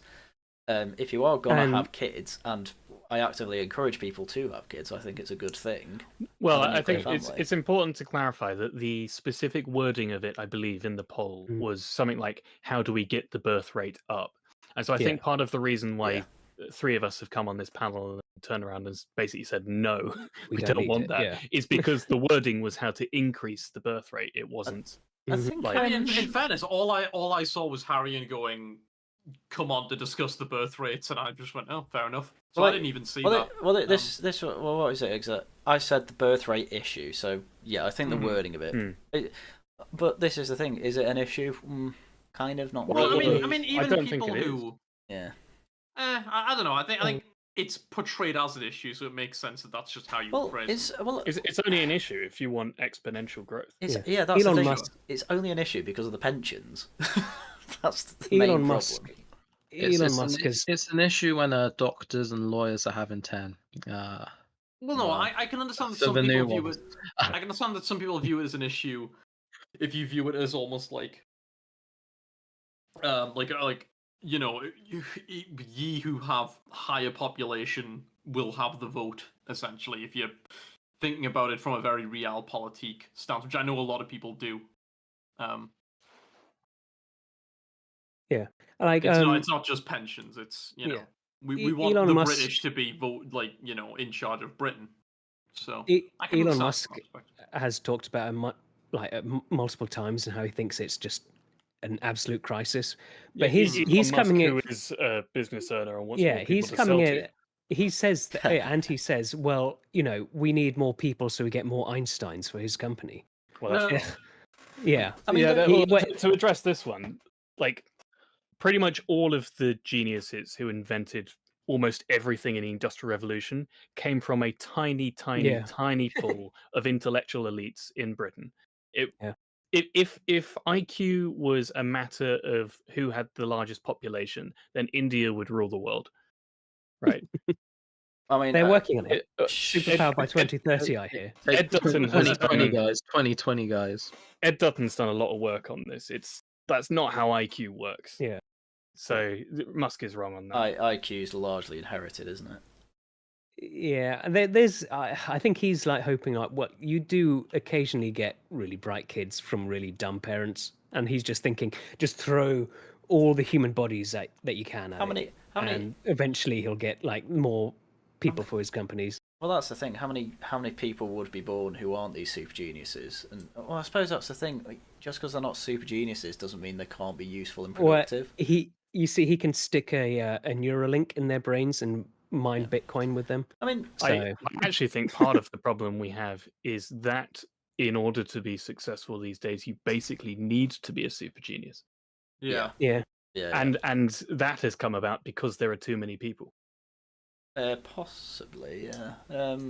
Well, I suppose It means there's more competition for fewer I jobs. think, Right? sure, yeah, but then I can only see automation opening up markets where not being a super genius is required, and these people can go into it. Like care, like the care home, the care sector. You can't really automate that properly. So if you automate everywhere else, then a lot of people will effectively have to end up looking after these pensioners, and they'd be able to Well, But be in a fairness- super genius, and you Well, won't in have to be a fairness, that's care all- worker. That's again like a a knock-on effect from the current state of how our country is. These people wouldn't need carers if we just had actual healthy families that help each other. That, and also fewer people would need care if we had fewer people. Mm. And then there's Sure. also the fact that if we had fewer people, then that we wouldn't need so many people doing jobs that could be automated. The market would just look completely different, and Yeah. The There'd be problem a- is that, as we say, everything's been about growth, and so everything has bubbled and expanded, Mm-hmm. except for real wages, right? Yep. because it only matters to everyone apart from the people that actually work. Yeah, I suppose. And so, like, if we were to take a scenario where, for instance, we don't do anything about birth rate, we leave that just naturally as it is, which is currently in decline. As I say, I think because of the fact that we're overpopulated and it's a reaction, but whatever. And then we put a hard cap on people coming in, like we shut the border completely and possibly even deport where possible. Well, And so the population starts to go down. Like I can understand the fear of, oh well, we'd need to fill these gaps that appear from people not doing Yeah. these various Yeah. jobs with automation, but we wouldn't necessarily need to, because a lot of those jobs wouldn't be needed because there would be fewer people to sell this thing that you're manufacturing to. You wouldn't need so Well, it many can people go- it working can in go on the McDonald's global- because there'd be fewer people going to McDonald's. it can go Yeah, on the that sort of global thing. market anyway. And of course, the big one that we haven't mentioned, the bloody pension scheme that needs constant growth. Well, but feed into. pensions, the blunt bottom line about pensions, that Well, that's like they need to Yeah. stop taking the Yep. pensions. It's Yeah, as simple as yeah. that. It's not affordable. It's the same with the NHS, right? that's why Neither of them are affordable. that's why I suggested if you want the pension in the civil service, you have to have children. I think even increasing the population won't solve it. In fact, that's No. what they've been trying to do with immigration, Well, and it hasn't yeah. been working. Of course, the immigrants have the problem; they cost the state more than they bring in, so it's just making it even worse.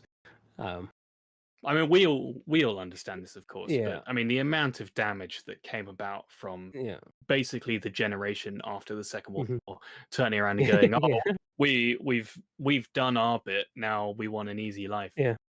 Um, It's like, I get giving it to the people involved in the Second World War. They actually did something. The fucking rubbers of the world. No. Oh, No, no, no, no, no. Called out. And of bloody course, hell, man. like I think all of us here sort of are concerned with the fact that we're not getting pensions, or we've got to live to 90 or something until we get it. Can't wait. So we're sort of like, we're sort of okay with that. But like Rubber's generation, talk about like, okay, you're not getting your pension now to him. Whoa. They'd scream bloody murder about that. Oh well, I mean, my dad still hates Liz Truss because he blames her because he'll probably have a lower state pension. I'm just kind of like, Basically. well, I mean, I've literally said it before. I'm concerned to the fact I'm probably not going to get one, and there's kind of no reaction from anyone, and I'm like, Yeah. how does this seem fair? Yeah, I know, right? Yeah. But I don't know because I even said to my sister because my sister was like, "Would you get rid of it?" I was like, "Yeah," and my sister was like, "Oh, but some people aren't very good at saving," and I'm like, "Tough." Like, they better get good at it then. Welcome to all of human history before Like, state pensions. Well, like, I don't want people dying in the streets or anything like that, but we have to get to a point where you can't just kind of fire and forget your taxes. Like, it's not working. Firing and forgetting your taxes leads to the Arts Council giving out a massive payout to their DEI manager because she got sacked or something like that. Like, I think she's getting millions because she's suing the Art Council. It's like, probably, tax money goes into an awful lot of things, and because we're consigned to, oh, my taxes are actually my charity work, everyone's brains are just hyped up on not being able to think about what they can actually do with their own money beyond holidays, house, and food.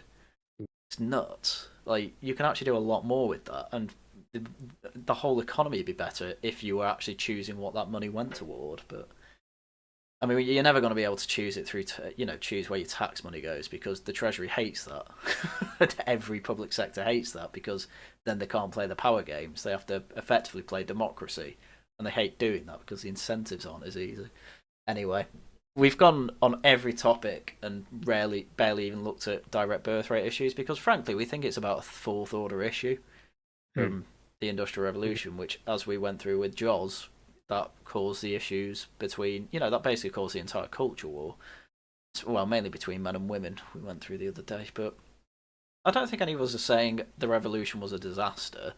I'm more saying we're maladapted. And its consequence, Yeah. the Industrial Revolution has been a disaster for mankind. Yeah, like, none of us are saying that. We think it's all been good. We just, obviously, Jack's main issue is everyone only cares about GDP line go up, which we all agree is a stupid thing to look at. We've been maladapted to it because elites over time have just thought growth is the only thing that matters, and the only type of growth that matters is GDP.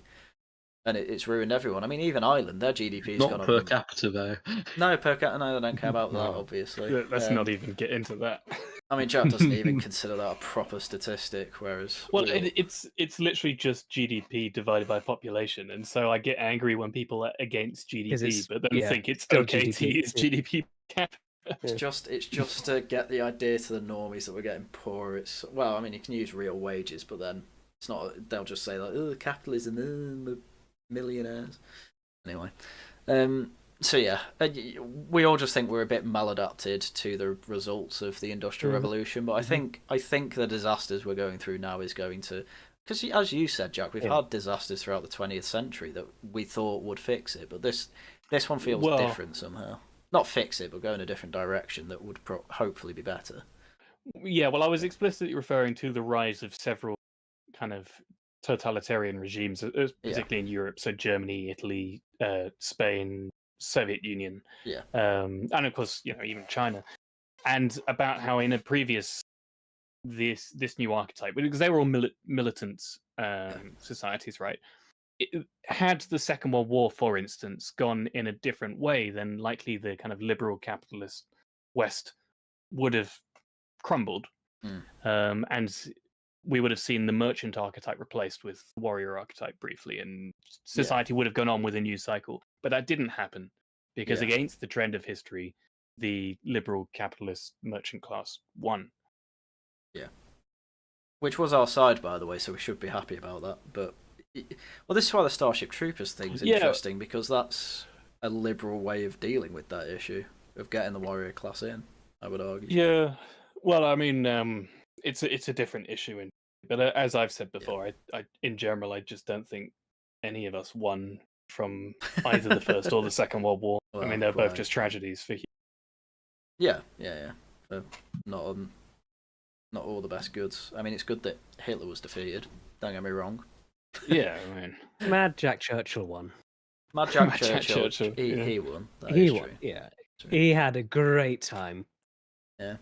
Anyway, with his bagpipes and longsword. It wasn't a rapier. It was a saber. It wasn't a longsword. Saber. It was a basket-hilted broadsword. Oh, it was a broadsword. There you go. Yeah. Anyway, I think we've concluded quite well there. Unless there's anything anyone else wants to say. I think I'd to finish off. Point on Sero's point about the families who wanted one but haven't had one. Yeah, that's. I get that, and like mentioned earlier, I'm not opposed to having kids. I think largely we've been talking about it at a society level rather than an individual level. Yeah. And there's no problem with have as many kids as you want, but I wouldn't. But if it's just one, if it's none, I don't want people to feel bad about that. Yeah. The way I'd put it is that if people think having kids is gonna ruin their life or be a massive difficulty or anything like that, I'd say you've got the wrong mindset. Look at the positives that kids bring, and that's what you're working towards. And especially seeing my brother with my niece and his wife, they always seem really happy. Now you obviously miss all the time she stirs at night and wakes them up and what have you. But at the end of the day, I mean, my grandmother unfortunately died recently, but she was at a care home and.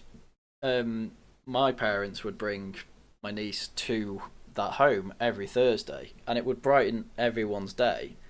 And it's like my brother and his wife have worked directly towards that, towards bringing happiness. Children do bring happiness. They then bring the next generation. They keep the country going. It's absolutely good to have kids. So if you've got the mindset of I don't want kids for X, Y, Z, you got the totally wrong mindset. I think also, as we've mentioned, Outdoor Boys on every stream recently. Should mention them again. Just how happy they all seem. Yeah, just how wholesome and happy all that. It's obvious. It's obviously for the camera. It's like there's obviously going to be bad stuff that happens with that family. It's with every family. However, that is absolute brood material for men.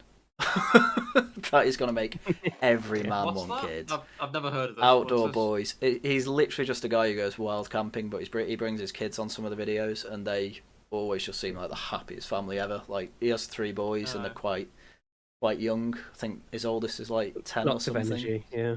Might be 12. Yeah, and I mean, they fish. I have honestly the opposite opinion, which is that if you think, well, no, but if you think that like having kids would make your life worse, then yeah, don't. You're probably better off without it. You're probably wrong if you have that mindset, though. But Harry's saying that, yeah, you're sort of thinking wrong, maybe. I mean, if the advice doesn't get through, it's fine. Like, not everyone has to have kids, but yeah. I mean, I think Jack's going a bit extreme when he says he wants like 20 million people. I think that's just absurd. No. No. But he's right. Well, He's completely right. Yeah, when I said it on the Discord, and Tharium turned around. What was the statistic? Tharium? So from 1066 to the Industrial Revolution, the population of England was about changed between about 3 to 6 million. That sounds amazing. I know, right? How it actually sounds amazing. How peaceful would that be? Oh, brilliant! And when William the Conqueror came, there's a saying that a squirrel could run from the one end of the country to the next, to the top, without ever touching the ground, because just trees everywhere. Oh, no, this is going to sound like I'm joking, but in a way I'm quite serious. This whole issue, I think, is just a 10th order removed from YIMBYism. If they weren't destroying the countryside with their endless house building, then I'd have a lot less issue with our enormous population. I have said it before. I think NIMBYism pretty much exclusively exists because people don't want houses going to foreigners. That's all I can think, right? I mean, I'm not getting onto this debate. Last point on that, about the population numbers. Norway has a population of about 5 million, and they're usually rated the happiest people on Earth.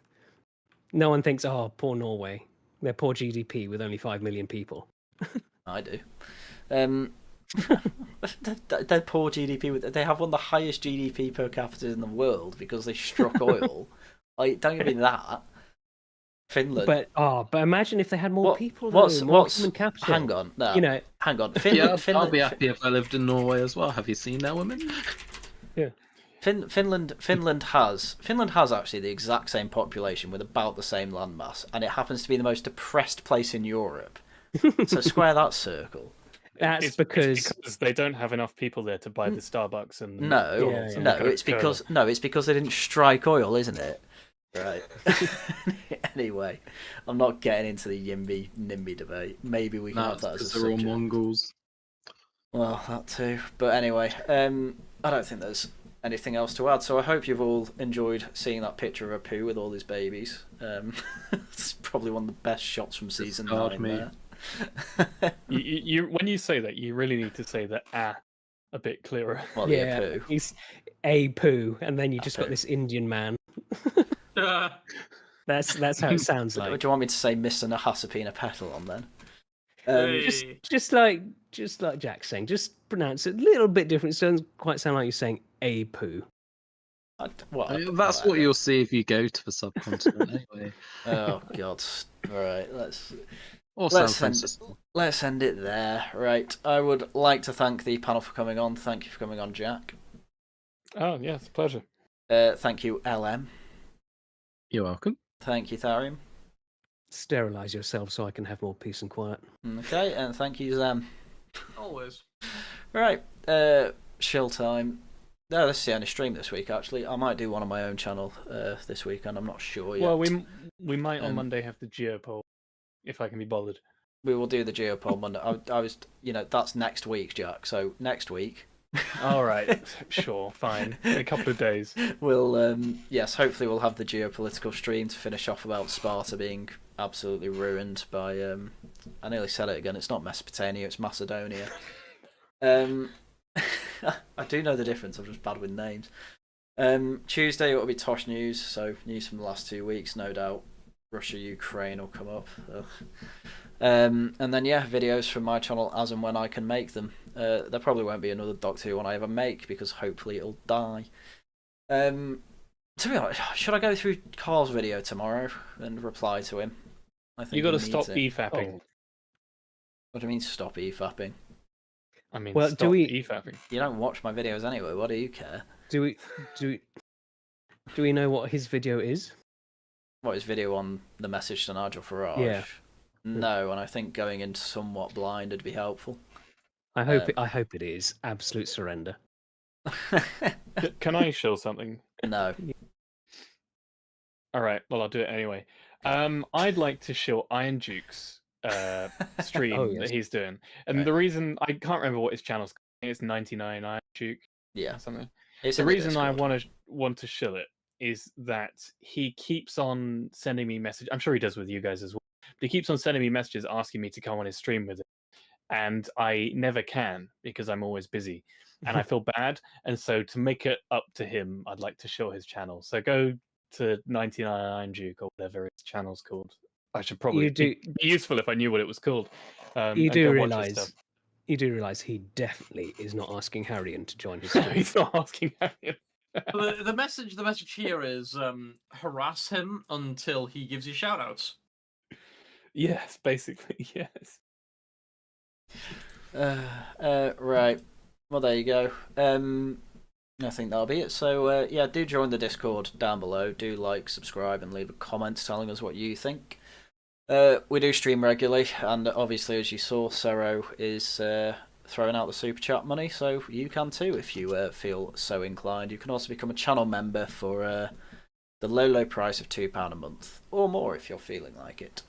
You can also do that with my channel too. I mean, all the money goes to me, so it doesn't really bother me which channel you do it through. But there we go. Right, I think with that, that's everything we have for you today. I already thanked everyone. Thank you very much, chat, for being involved as always. Once again, thank you very much for watching, and until next time,